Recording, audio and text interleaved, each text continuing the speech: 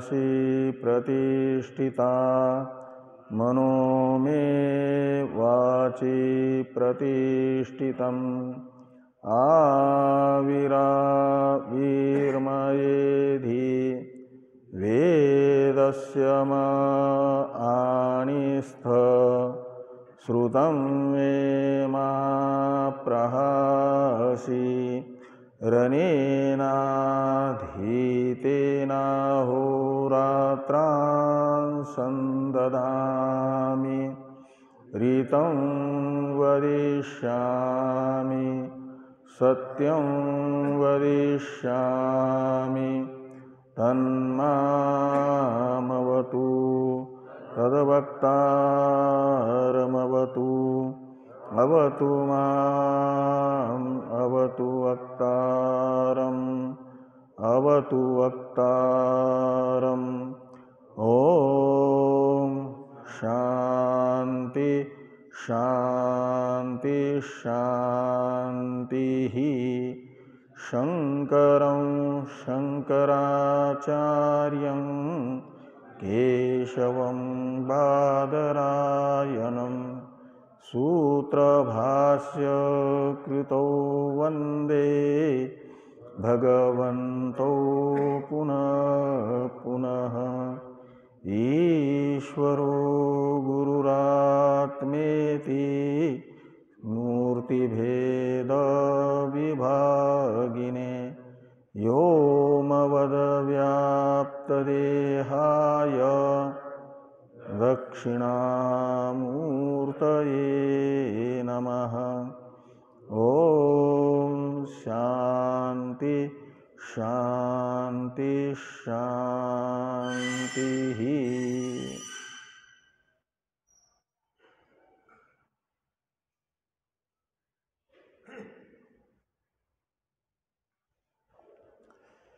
ऋग्वेदीय ऐत्रेय उपनिषद के तृतीय अध्याय के प्रथम खंड की प्रथम कंडिका के व्याख्यान रूप भाष्य की चर्चा हम लोग कर चुके हैं। द्वितीय कंडिका के अवतरण भाष्य की अवतरण टीका को भी हम लोगों ने देख लिया था। द्वितीय कंडिका का अवतरण भाष्य है किम पुनः तदेव एकम अनेकधा भिन्नम करणम इति उच्यते। इतना वाक्य है द्वितीय कंडिका का अवतरण भाष्य वाक्य। इसमें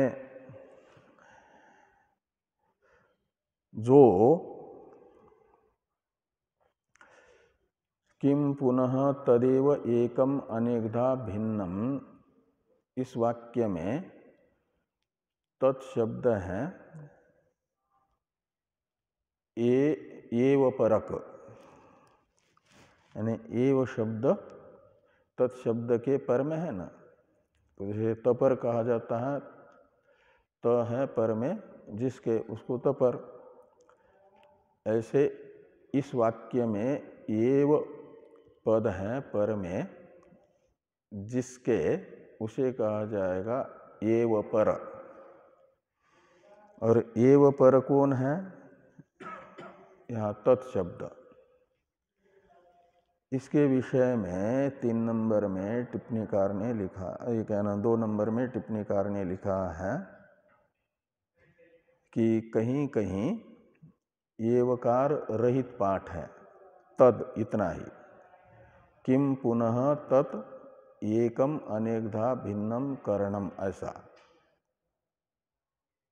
किसी किसी ग्रंथ में ऐसा पाठ है एवकार रहित। उस समय इस तद शब्द के द्वारा अपेक्षित यत शब्द का अध्यार करना और अध्यार करके इस प्रकार का अन्वय करना कि यत एकम अनेकधा भिन्नम करणम पूर्वम उक्तम तत् किम, ऐसा अन्वय हो जाएगा। ये 2 नंबर टिप्पणी में टिप्पणीकार लिखते हैं। तो इस 2 नंबर टिप्पणी को देखिए। अत्र एवकार रहित पाठे तु यत् पदम अध्यारित्य यद एकम अनेकधा भिन्नम किम पुनः तत् इति योजनीयम। कहते हैं इस वाक्य में जब एवकार रहित तकार का पाठ होगा, त का, तत्शब्द का, तो यत् पदम अध्यारित्य, तो एक तत्शब्द के द्वारा अपेक्षित यत् शब्द का अध्यार करके यद एकम अनेकदा भिन्नम किम पुनः तत्, ऐसा अन्वय करें। योजनीयम का अर्थ है अन्वय करना चाहिए। और जब एवकार युक्त पाठ रहेगा तो तदेव इस एवकार सहित तो का अर्थ निकलेगा तत्शब्द का। 3 नंबर टिप्पणी में टिप्पणीकार ने लिखा कि तदेव प्राण स्वरूपम एव, तो तदेव का अर्थ निकलेगा प्राण स्वरूपम एव।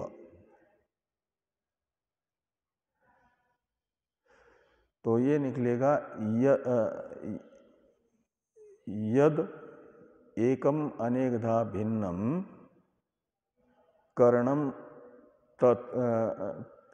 तदेव, यानी प्राण स्वरूपम एव, ऐसा अन्वय निकलेगा। प्राण स्वरूपम एव किम, प्राण का स्वरूप क्या है जो करणभूत है, ऐसा ये वाक्य आएगा। क्योंकि शरीर में प्रविष्ट हुए पहले 2 बताए गए हैं ना, एक प्राण और एक आत्मा, और फिर इन 2 प्रविष्टों में भी विचार करते करते शुद्ध चित्त होने पर प्राण का करणत्वेन रूपेण निश्चय हुआ और आत्मा का उपलब्धा के रूप में निश्चय हुआ। तो जो उपलब्धि का करण होगा वह अनात्मा है, और उपलब्धि का आश्रय कहो या उपलब्धा कहो या प्रमाता कहो, वह आत्मा है। इस निश्चय पर पहुंचे विचार करते करते ये लोग आत्मजिज्ञासु। तो इसमें अब अनात्मा जो करण स्थानीय इस शरीर में प्रविष्ट हुआ प्राण है, उसके स्वरूप विषयक ये प्रश्न होगा कि एकम यद एकम अनेक तदेव, यानी प्राण स्वरूपम एव एकम अनेकधा भिन्नम करणभूतम किम, ऐसा लगाना। तो करण रूप प्राण कौन है, उसका क्या स्वरूप है, किम का अर्थ है किन स्वरूपकम। इस प्रकार प्रश्न होने पर उच्यते, इससे उत्तर दिया जा रहा है।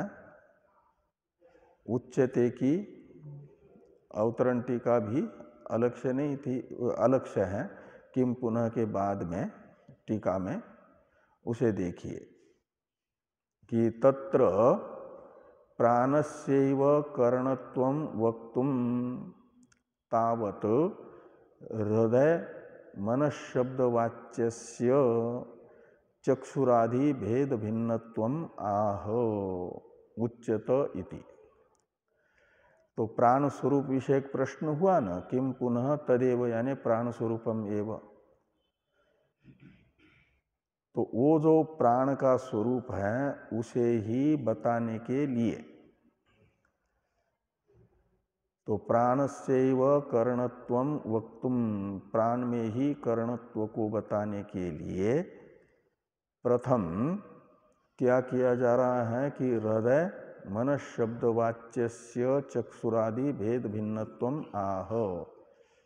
तो मन, हृदय तथा मन शब्द का वाच्य जो चक्षुरा वाच्य है वो कौन होगा? अंतःकरण। जो मूल कंडिका में, द्वितीय कंडिका के प्रारंभ में आ रहा है, यद एतद हृदयम मनश्च, ये वाक्य, इस वाक्य में प्रयुक्त जो हृदय शब्द है और मन शब्द है, इनका जो वाच्यार्थ होगा वो होगा अंतःकरण। तो इसलिए हृदय मन शब्द वाच्यस्य शब्द से अंतःकरण को लेना।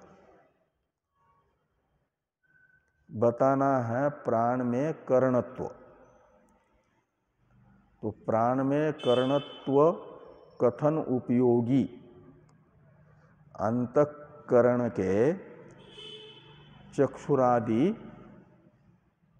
विशेष को लेकर के भेद बताया जा रहा है, अंतःकरण के भेद को बताया जा रहा है।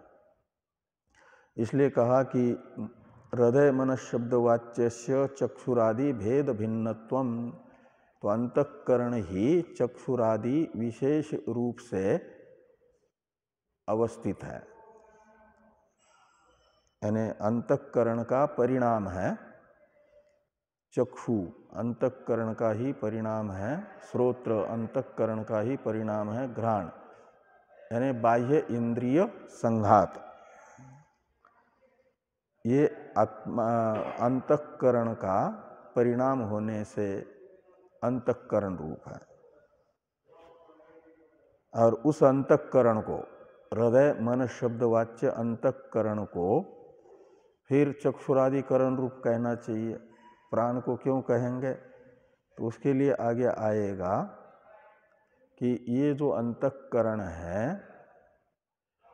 इसमें और प्राण में अन्य श्रुति ने एकत्व बताया है। ये सब विचार भाष्य में आएगा।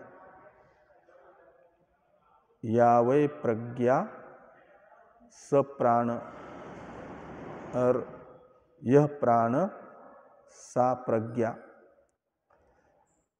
यह श्रुति वचन प्रज्ञा शब्दित अंतःकरण तथा प्राण का अभेद बता रहा है।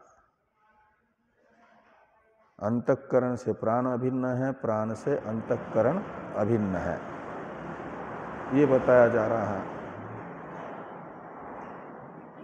इसे कहते हैं कि ये तत्र प्राणस्यैव करणत्वं वक्तुम तावत् हृदय मन शब्दवाच्यस्य चक्षुरादि भेद भिन्नत्वम आह उच्यत इति।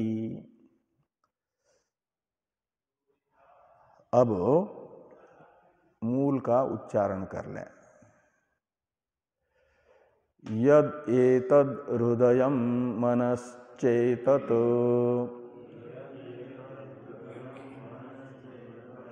संज्ञानमाज्ञानम,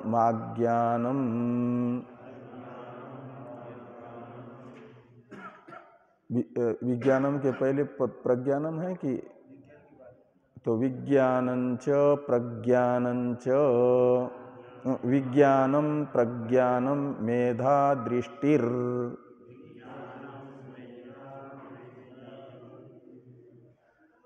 प्रज्ञानम है कि सीधा मेधा है? एक प्रज्ञानम पाठ भी होना चाहिए। जो मूल में छूट गया, भाष्य में आ रहा है ना।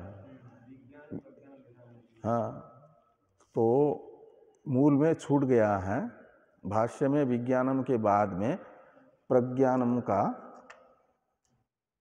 पाठ है, यानी अर्थ कर रहे हैं भाष्यकार भगवान।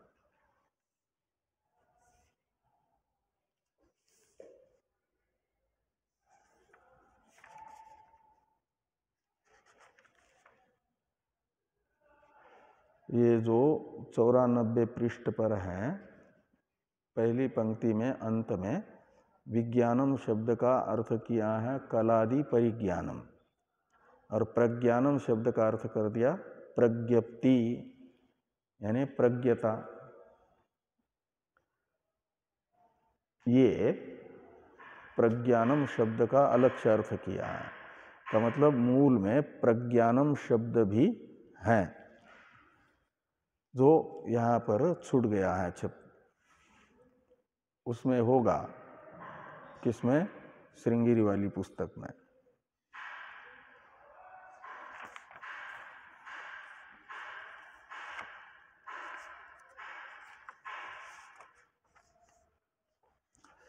तो यद संज्ञानम आज्ञानम विज्ञानम प्रज्ञानम मेधा दृष्टिर धृतिर्मतिर् मनीषा जूतिः स्मृतिः संकल्पः ऋतु रसुः कामो वश इति सर्वान्नेव एतानि प्रज्ञानस्य नामधेयानि भवन्ति।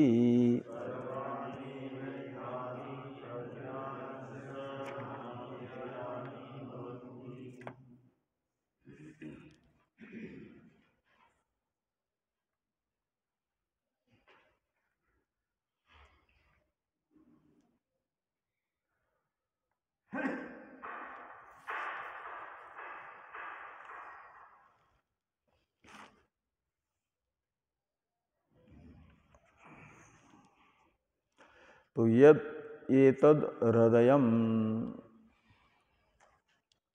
तो यत शब्द का अर्थ है पहले ऐतरेय उपनिषद, ऐतरेय आरण्यक भाग की है ना, तो ऐतरेय आरण्यक के द्वितीय अध्याय में प्रथम खंड के तृतीय कंडिका के रूप में ये वाक्य आया कि प्रजानाम रेतो हृदयम हृदयस्य रेतो मनः, और यहाँ से प्रारंभ करके तीसरे कंडिका से लेकर के सातवीं कंडिका तक वाक्य आए हैं। और सातवीं कंडिका में है आपका अंत में प्रजानाम क्या नाम, हृदयान मनो मनसस चंद्रमा, ये वाक्य हैं। तो यहाँ ये जो ऐतरेय उपनिषद का तृतीय अध्याय है, आरण्य क्रम से छठवां अध्याय है ना, उपनिषद क्रम से तीसरा है, लेकिन आरण्य क्रम से देखते हैं तो षष्ठ अध्याय है। तो ये जो षष्ठ अध्याय है उससे पूर्व में द्वितीय अध्याय माना जाएगा आरण्य क्रम से, और आरण्य क्रम के द्वितीय अध्याय में जो कहा गया है उसका परामर्शक है यत शब्द। वाक्य के प्रारंभ में कहीं यत शब्द आ जाए तो वह पूर्व प्रकृत अर्थ का परामर्शक होता है, ऐसा माना जाता है। तो यद एतद हृदयम, इस कंडिका का प्रारंभ यत पद से ही हो रहा है ना, इसलिए यत शब्द पूर्ववर्ती अर्थ का परामर्शक बनेगा, पूर्वोक्त अर्थ का परामर्शक बनेगा। और पूर्व में द्वितीय अध्याय में आरण्य क्रम से ये बताया गया है कि प्रजानाम रेतो हृदयम हृदयस्य रेतो मनः। तो वहाँ रेतः शब्द का अर्थ है कार्य, फल, सार, तो जैसे वृक्ष का रेतः यानी सार माना जाता है उसके फल को, गाय का रेतः यानी सार है दुग्ध, ऐसे ये जो प्रजा है, प्रजा शब्द से लेना शरीरों को,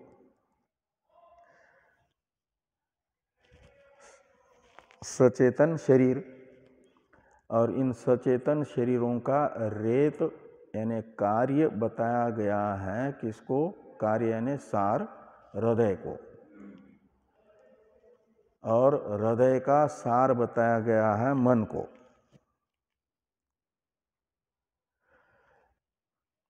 तो इन श्रुतियों में जो हृदय तथा मन शब्द आया है प्रजा के सार को बताने के लिए, यानी शरीर के सार को बताने के लिए। तो शरीर का सार है अंतःकरण। क्यों? जब अंतःकरण रहता है तभी तक किसी में भी सार यानी रस रहेगा। वृक्ष में रस रहता है तो वृक्ष हरा भरा होता है, वो रस निकल जाता है सार तो वृक्ष सूख जाता है, समाप्त होता है सूख करके। ऐसे ही अंतःकरण जब तक है तब तक शरीर सरस माना जाता है, वह जीवित माना जाता है, और अंतःकरण निकल जाए तो फिर उसका सार निकल गया तो शरीर नष्ट होता है। इसलिए माना गया मन शब्दित अंतःकरण को, हृदय तथा हृदयस्थ मन शब्दित अंतःकरण को, मन शब्दित अंतःकरण को क्या, यत शब्द का अर्थ। इसलिए कहते हैं कि यद एतत्, यद हृदयम मनश्च, ऐसा अन्वय करिए, यत का हृदय और मन के साथ। तो प्रजा, जो प्रजा के सार के रूप में, रेत के रूप में बताया गया हृदय है, और हृदय के भी सार के रूप में बताया गया मन है, द्वितीय अध्याय में आरण्यक क्रम से। यत शब्द बता रहा है पूर्व में उक्त हृदय और मन का जो अर्थ है अंतःकरण, उसको। और वही अंतःकरण क्या है, तो आपस में ब्रह्म जिज्ञासु एक दूसरे से कह रहे हैं कि आपके द्वारा पृष्ठ ये तत् यानी प्राण स्वरूप रूप अंतःकरण है। यत हृदयम मनश्च का अर्थ निकलेगा अंतःकरण। यद अंतःकरणम तदेव एतत्, यत शब्द के कारण तत् शब्द का अध्यार कर दीजिए और एवकार उसके साथ जोड़ दीजिए तो तदेव एतत्, और एतत् शब्द का अर्थ है आपके द्वारा पूछा गया प्राण का स्वरूप। प्राण का स्वरूप क्या है, यानी अंतःकरण, अंतःकरण ही वास्तविक करण है और वही प्राण का स्वरूप है। प्राण और अंतःकरण ये दोनों अलग अलग नहीं है। ये मनश्च यहाँ तक के वाक्य का अर्थ निकलेगा। फिर बचेगा एक एतत् शब्द अंत में, वह एतत् शब्द बताएगा किसको, कि यह अंतःकरण यद्यपि एक है, लेकिन यही ये यानी चक्षुरादि विशेष रूप का धारण करके अनेकधा बना है, ऐसा ये दूसरा एतत् शब्द बताएगा। इसे टीका में टीकाकार ने लिखा है आपके वहाँ पर कि तदेव एकम एव सच्चक्षुरादि भेदेन अनेकधा भूतम इति श्रुतिगत द्वितीय एतत् शब्दार्थम आह। ये भाष्य के अवतरण के रूप में है, लेकिन टीका में द्वितीय एतत् शब्द के अर्थ के रूप में किसको बताया है कि अंतःकरण ही यद्यपि एक है, जब अपंचकृत पंचमहाभूतों के सम्मिलित सत्वगुण के परिणाम के रूप में अंतःकरण प्रकट हुआ तो वह अंतःकरण एक है, हृदय मन शब्द का अर्थभूत, लेकिन वही चक्षुरादि विशेष रूप से परिणत होकर के अनेकधा होता है। कौन? अंतःकरण। इसलिए द्वितीय एतत् शब्द बताएगा कि ये अंतःकरण ही अनेकधा भूत है, यानी अनेक रूप वाला है। तो कुल मिलकर के यद एतद हृदयम मनश्च एतत्, इसने ये बताया कि प्रजा का सार रूप हृदय तथा मन शब्दित जो अंतःकरण है वही आप लोगों के द्वारा पृष्ठ करण है, जो प्रपद के द्वारा इस शरीर में प्रविष्ट हुआ कहा गया है। और इसी का ये चक्षुरादि विशेष विशेष रूप है, अनेक रूप है। ये द्वितीय एतत् शब्द बताएगा। इस प्रकार ये यद एतद हृदयम मनश्च एतत्, इसका अर्थ निकलेगा।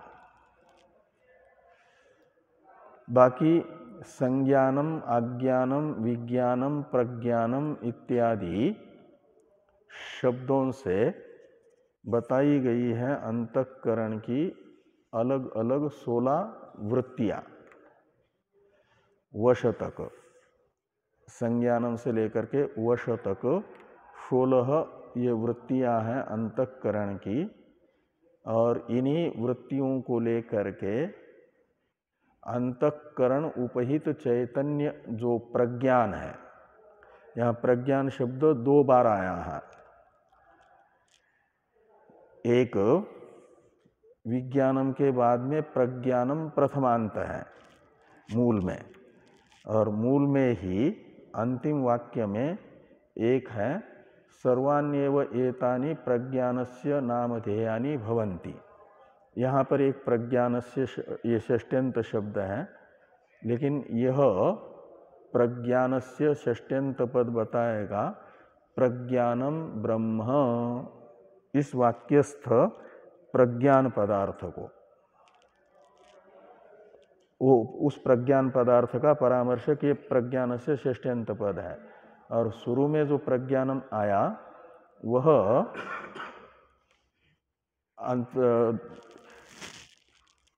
शरीर व्यापी चेतना का परामर्शक है, सामान्य चेतना का। ये दोनों में अंतर भाष्य में स्पष्ट हो जाएगा। तो संज्ञानम आज्ञानम इत्यादि पर चर्चा हम लोग करते हैं कल। अच्छा, कल तो अनध्याय रहेगा, प्रतिपदा है तो परसों। ओम वांग में मनसी प्रतिष्ठिता मनो में वाची प्रतिष्ठितम् आविराविर्मयेधि वेदस्य मानिस्थ श्रुतं मे मा प्रहासि रनेनाधीतेनाहोरात्रां संदधामि ऋतं वदिष्यामि सत्यं वदिष्यामि तन्मामवतु तद्वक्तारमवतु अवतु माम् अवतु वक्तारम् अवतु वक्तारम्। ओम शांति शांति शांति। शंकरं शंकराचार्यं केशवं बादरायणं सूत्रभाष्य कृतौ वंदे भगवन्तौ पुनः पुनः। ईश्वरो गुरुरात्मेति मूर्तिभेद विभागिने व्योमवद्व्याप्तदेहाय दक्षिणामूर्तये नमः। ओम शांति शांति शांति।